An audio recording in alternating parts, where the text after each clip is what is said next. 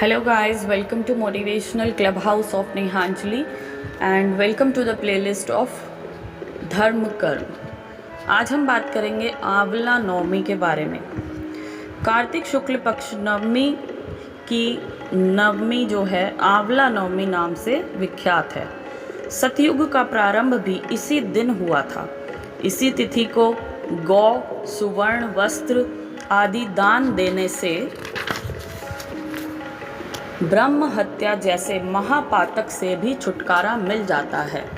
इस दिन आंवले के वृक्ष की पूजा की जाती है। पूजन विधान में प्रातः स्नान करके किसी शुद्ध आत्मा से आंवले के वृक्ष के नीचे पूर्व दिशा की ओर उन्मुख होकर षोडशोपचार पूजन करवाना चाहिए। फिर उसकी जड़ में दुग्ध धारा गिराकर चारों ओर कच्चा सूत्र लपेटें और कपूर वर्तिका से आरती करते हुए 7 बार परिक्रमा करें। आंवला वृक्ष के नीचे ब्राह्मण भोजन तथा दान देने का विशेष फल है। कथा है इसके ऊपर। काशी नगरी में बहुत धर्मात्मा दानी तथा निसंतान एक वर्णिक था। वे पति पत्नी दोनों संतान के अभाव में दिनों दिन कातर और मलिन होते जा रहे थे। कुछ समय पश्चात वैश्य की पत्नी से एक स्त्री ने कहा कि यदि तुम किसी पराये लड़के की बलि भैरव के नाम से कर दो तो यह पुत्र कामना अवश्य पूरी हो जाएगी। यह बात वैश्य के पास भी पहुंची मगर उसने अस्वीकार कर दिया। लेकिन सखी की बात वैश्य पत्नी भूली नहीं। वे मौके की तलाश करती रही। उसने एक दिन एक लड़की को भैरव देवता के नाम पर कुएं में गिराकर बलि दे दी। इस हत्या का परिणाम बड़ा उल्टा हुआ।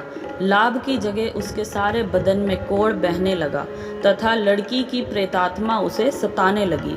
ऐसी परेशानी देखकर वैश्य ने इसका कारण अपनी पत्नी से पूछा। तब उसने सारी कहानी शुरू से आखिरी तक कह सुनाई। ऐसा जानकर वैश्य ने हत्यारिन, पापिन आदि शब्दों से उसे काफ़ी मर्माहत किया तथा बताया कि गोवध, ब्राह्मण वध तथा बाल वध करने वाले के लिए इस संसार में कहीं भी ठिकाना नहीं है। इसीलिए तू गंगा तट पर जाकर स्नान वंदन कर, तभी तू इस कष्ट से छुटकारा पा सकती है। वैश्य पत्नी ने ऐसा ही किया। वो गंगा के किनारे रहने लगी। थोड़े ही दिन बीते थे कि एक दिन गंगा जी वृद्ध स्त्री का रूप बनाकर आईं और कहने लगी, हे दुखिया, तू मथुरा नगरी में जाकर कार्तिक नवमी का व्रत रखना तथा आंवला वृक्ष की परिक्रमा करते हुए पूजन करना। यह व्रत करने से तुम्हारा सब पाप नष्ट हो जाएगा। घर आकर अपने पति से उसने सब बात बताई और आज्ञा लेकर मथुरा जाकर विधिवत व्रत रखकर पूजन किया। ऐसा करने से भगवान की कृपा से वह दिव्य शरीर वाली हो गई और पुत्र लाभ कर अंत में गोलोक को प्रस्थान किया।